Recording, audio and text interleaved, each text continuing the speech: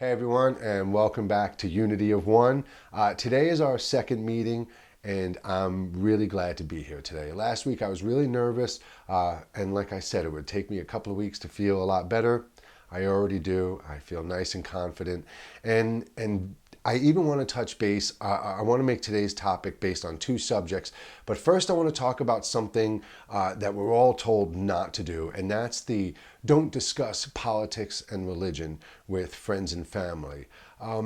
If I can't talk about politics and religion with friends and family, then who am I really supposed to talk about it with? Strangers?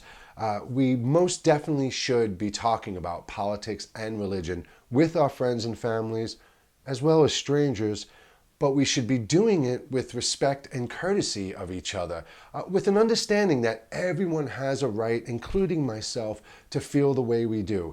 Everyone experiences life on their own unique path. And even though we share so much and collectively we are one, an individual here now is still experiencing their reality. It's true. What I personally see, hear, and smell, and touch, and even taste is what enables me. It's what enables me to develop my own beliefs. It's what shows me the world that I walk in. So my reality may be entirely different from your point of view on the world, but even if that's the case, even if we have different views, we should still be able to exist without fear or hatred towards each other. And we should most certainly be able to express our religious and political beliefs without the fear of being hung or tied to a stake and burned, metaphorically speaking, of course. So religion and religious and political freedom is not something you need to keep hidden. Express it amongst your friends and family. Just remember to show respect just as you expect to receive it, right? So anyway, what do we have here in the US? We have Democrats and Republicans. Okay, so Democrat basically tend to support the idea of equal rights and opportunities for the working and lower classes, as well as the right to civil liberties that protect individuals from the government's interference. Democrats generally believe the government should play a role in making sure all citizens are well cared for, even if it means creating tax fees that require all citizens to pay for programs that benefit those who are in need. All right, it's really a mouthful. Republicans tend to support the rights of business owners, large and small, and they believe that government should, in general, have a relatively limited role in the daily life of its citizens. Republicans tend to believe that lower tax rates promote spending that leads to a strong economy. And Republicans also generally believe that personal and corporate responsibility keep the workforce motivated and lead to economic prosperity. So let's look at what a republic is. A republic is a representative government ruled by law, basically the Constitution. And what is a democracy? A democracy is a direct government ruled by the majority, mob rule, the people. Now, regardless of what these words mean, we know it is not working. We are truly a country divided. We're divided on daily life choices. We're divided on religious freedom. We're divided on political structure. And all of this, in turn, disables us from ever becoming a balanced country and a unified country. If we can't even unify and find the common ground to stand on as a country, how can we even think we can make a difference in the world? Maybe not me personally. I'm going to try. But we cannot have half the country feeling one way and the other half feeling another way and still not get a way to express their voice, a way to express their voice in the way of a vote. So when I say half the country feels this way and half that way, I'm way off on my statistical scale. It's probably more like 20% one way and 5% another and 50% this way and 12% that way and 13% who cares. But regardless, If we sit at our dinner tables or our desks talking or arguing about it, does it really change anything? Every 4 years, we are given a poor choice of some candidates. A very limited choice. We have to pick who we feel fits our ideals the best, right? That's pretty much how it works. Always, every single time a Republican or Democrat, after the election, after things simmer down, every president turns out to be the same, or they turn out to do the same thing, and that's pissed the people off. They leave us feeling abandoned, and to me, they confirm that we are a deluded and enslaved race. So how do we fix it? I mean, if it's at all possible to come up with a remedy, how do we fix this? Now, granted, there are so many issues at hand, so many areas that need attention and fixing, but we have to have a starting point. There has to be one single starting point. We generally try and take on too much all the time, and it's that chaos that disables us. It really is. So I do personally feel there is a clear-cut way to start the process of correcting our government. And I mentioned last week that at this point in time, we do not really need local representatives making decisions for us. Not at all. We can actually start saving millions of dollars by getting rid of our local state politicians. And we also don't really need Congress to make the decisions for the rest of us either. All of these systems were put in place when people only had horses. I know that sounds funny, but this was the mode of transportation at the time. So expand your mind a little and think of all the other technology they did not have, and think of everything they didn't know or understand back then. Horses, candles, and quail feathers for pens, okay? So, and by the standards of life, by today's standards of life, we still run ours today, by those standards. We still take their standards and utilize them to dictate our life today. It's not that world anymore, and not in any way, shape, or form.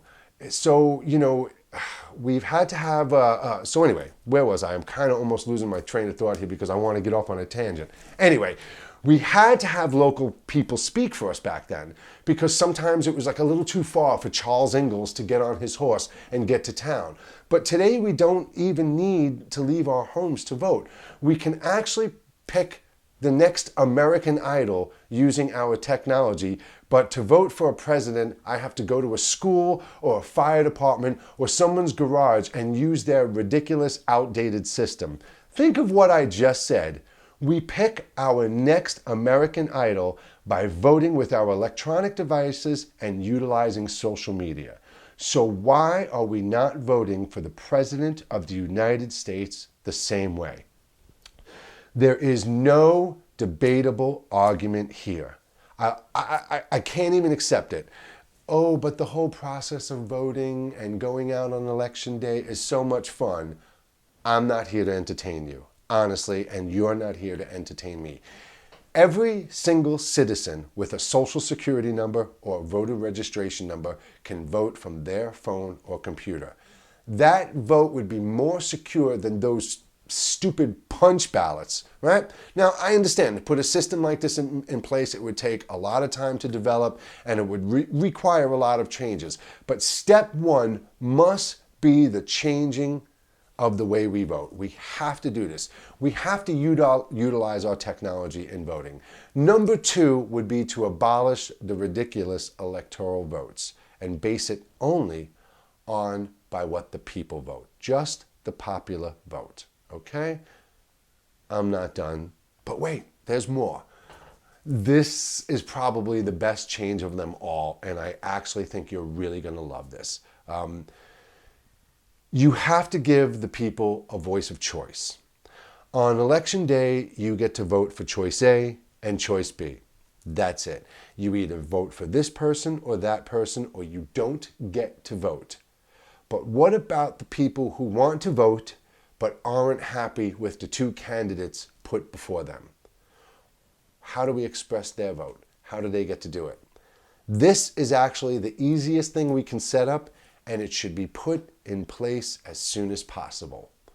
Choice C, none of the above. It sounds really hysterical, right? It's not, and I'm totally serious. How would it be if the results came in based on popular votes only that we used to do and cast it on our electronic devices, and it read something like this: 30% for choice A, 20% for choice B, and wait, what? 50% for choice C? It would be absolutely fantastic, because right there, the people of this country, the people of this planet, and the evil that rules our country would finally see that the majority of this country has had enough. They would finally know their time is ending, and restructure is not only required but demanded. They would know that it is not only being demanded, but it is imminent. We can, even in the name of entertainment, make the election process something the entire country can take part in while still having fun. All right, check this out. Let's imagine a new reality TV show, The People's President. Okay? Each president has 4 years in office, right? So hypothetically speaking, let's say it's day one of the new president's term. He's in office for 4 years. He'll be in office for the next 4 years.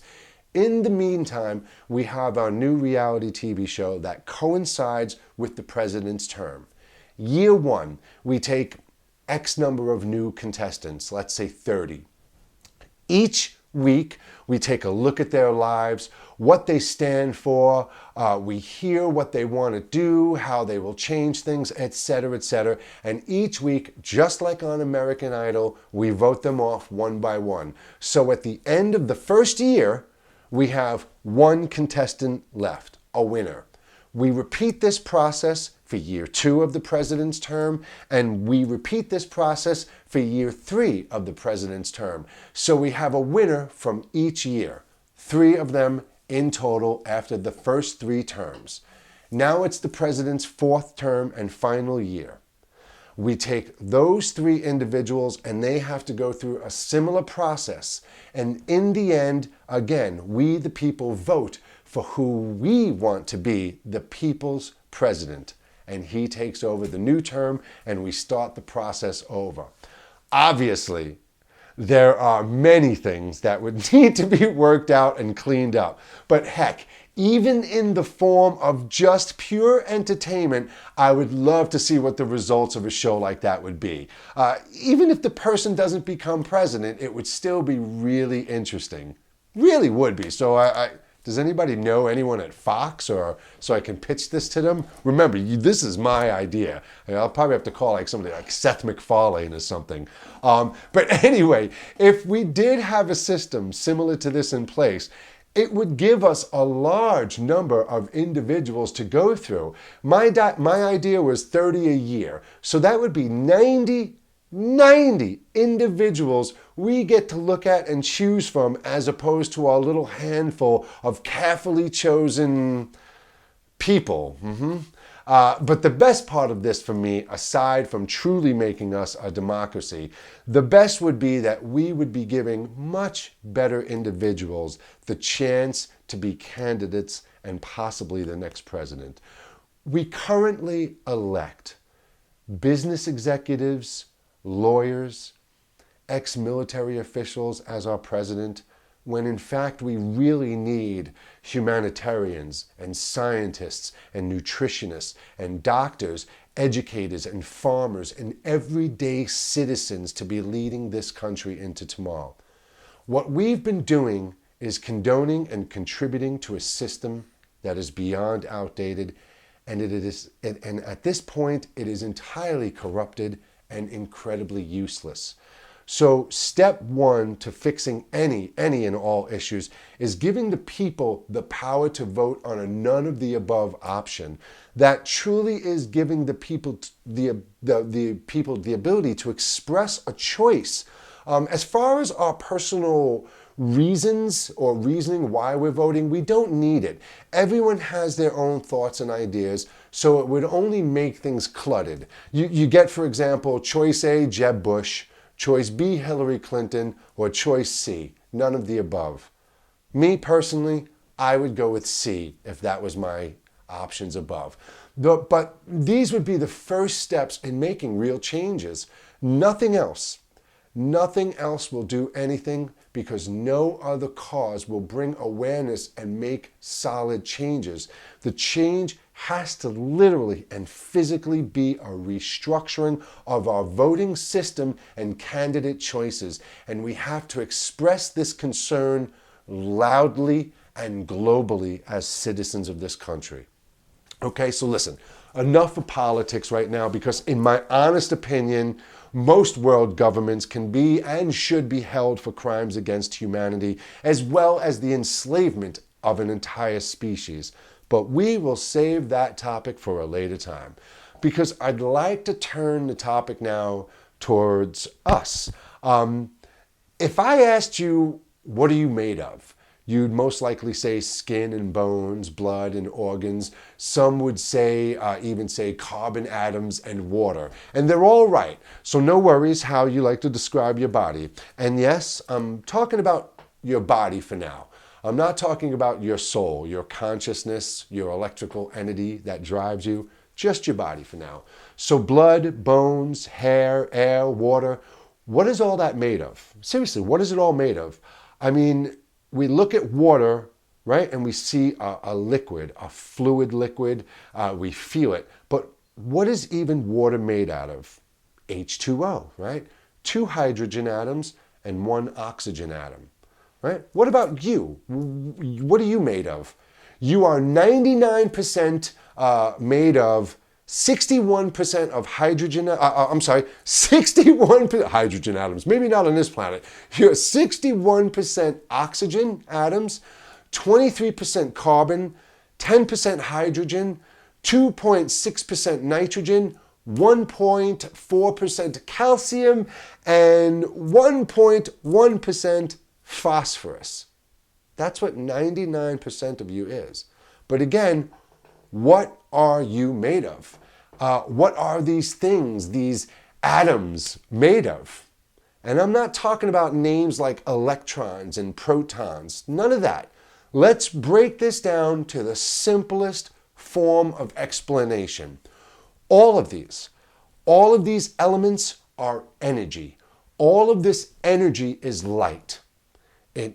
All it is a form of electrical energy, and it's light.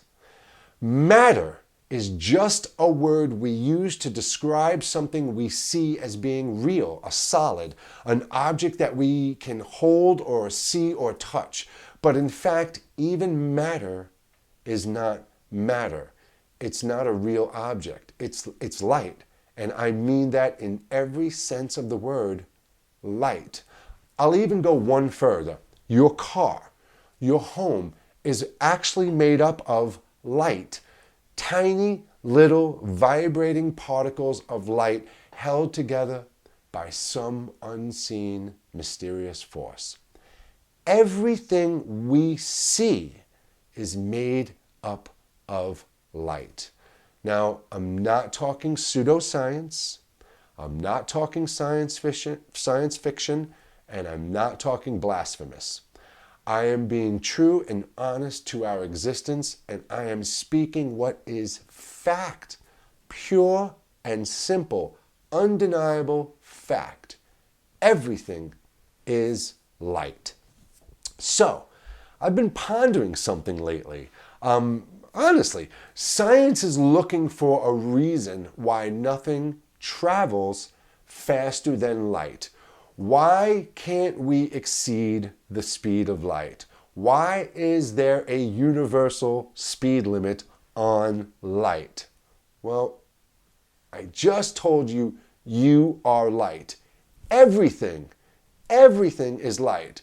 It can only change its appearance, not the speed at which it travels. Why? Do you see it? You don't see it? Come on. You could see it, right? All right. Let me see if I can explain this right. And I don't mean that, that it will be beyond your comprehension. I truly mean, let me see if I can properly even explain this. It's so hard to explain this. So let me see if I can explain what I've come to realize. If everything we see, everything we are, and everything we exist in is made of light, then we obviously cannot travel faster than the speed of life. Not light, life. There is no speed limit faster than light because everything is made of light, and we cannot make one particle go faster than the rest because it all exists as one projected universe. I'm going to be opening up so many cans right now, and the weeks ahead we are going to be diving into some serious stuff. But for now, as you're sitting there going, projected universe, imagine you're sitting in a movie theater, and behind you the projector goes on, and overhead the images of light are traveling.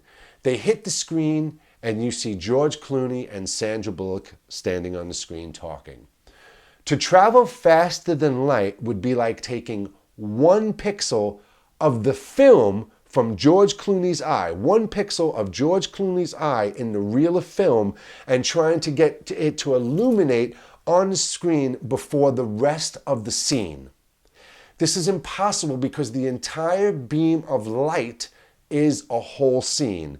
Or another way, maybe one other way to look at it, the one image is an entire beam of light.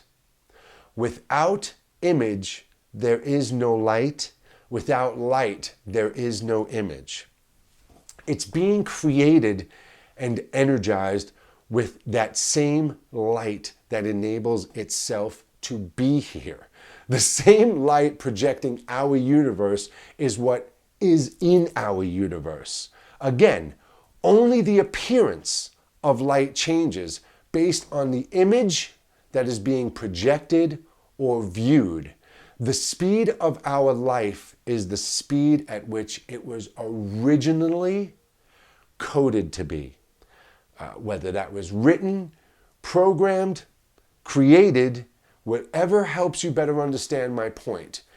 We cannot travel faster than light because all we are and all there is an illuminated image, a conscious energy. Do you understand? So we are the light itself. Everything is, and we cannot travel faster than our own projected existence. Now, I know you guys are going to be like, what? But that's okay. Now, as far as the speed limit being controlled, as far as everything we know to actually be made up of light, looking at the complexity of the universe out there and all that it is, looking at us, our world, our planet, you must come to the logical conclusion that this is all a part of a creation. Our universe, our existence, everything is created. And I truly mean this in the highest order of spirituality, and I mean this with all that science has been revealing for us. The separation and segregation of science and religion has gone on too long. Most religious groups dismiss science and evolution, and way too many scientists are too quick to dismiss any type of religious validity, when in fact, they both go hand in hand. We cannot have science without religion, nor religion without science, because they both make up the truth. And that truth can show us who we really are and where we really are. The separation of those two has blinded and deceived us, and I believe this was done purposely long ago in order to enslave and control us. Now, before we end this topic and go to our live discussion group that we'll do immediately after this, there was a point in discussing light and light speed and starting to just get that conversation going. I want you to do something for me. I want you to ponder something until we meet next Sunday, because this is what our main topic will be about next Sunday. These questions. If we are all made of energy, light, and we are all held together by a frequency, a vibration, some unseen magnetic force or something, if we are all in a created universe, then my questions are, where or what do you think we are in? And who do you think or what do you think created us and why? Okay, those are for next week. So listen, thank you so much for allowing me the time to express my views and opinions and some thoughts. And I'll see everybody soon. And I look forward to our live chat. Thanks so much, everybody. Take care. Bye.